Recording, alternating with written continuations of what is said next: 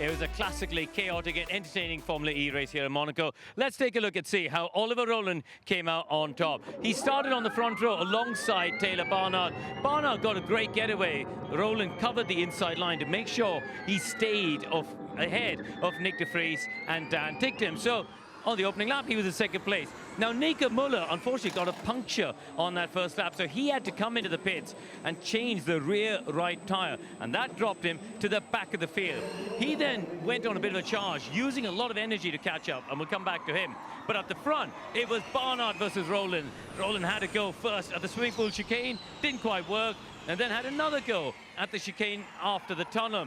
On both occasions, Barnard cut across the runoff area, the escape road, and eventually he yielded a position to Rowland as they headed into Tapak. So at this point, Oliver Rowland is up in front of the race with Barnard. Now, the whole race took a bit of a twist on lap 14 because Mitch Evans had a problem. The car stopped down at Poitiers, and Nico Muller then pitted. Now, what is crucial at this point is Muller and Buemi down there, along with Nick Cassidy, who would have pitted earlier on.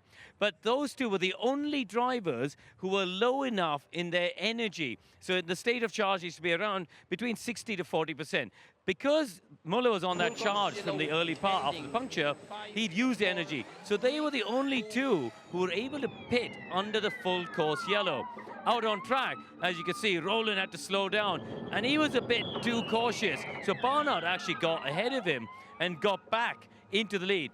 Under the full course yellow, as you can see on the steering wheel there, they're doing only 50 kilometers an hour. So actually, Nico Muller gained 42 seconds. So went from down in 16th place to leading the race at this point after the pit stops would have all shaken out. On track though, when the race got underway, Rowland attacked Barnard, got a great run on him with attack mode down the start-finish straight and got back in front.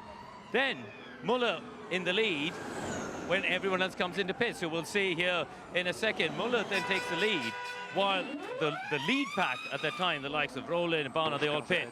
It then started to shake itself out because what happened for Muller, unfortunately, is the pit boost didn't quite work for him. The charge didn't work, so he was losing time. Rowland went for a late attack mode. He'd saved one of the attacks mode for late in the race.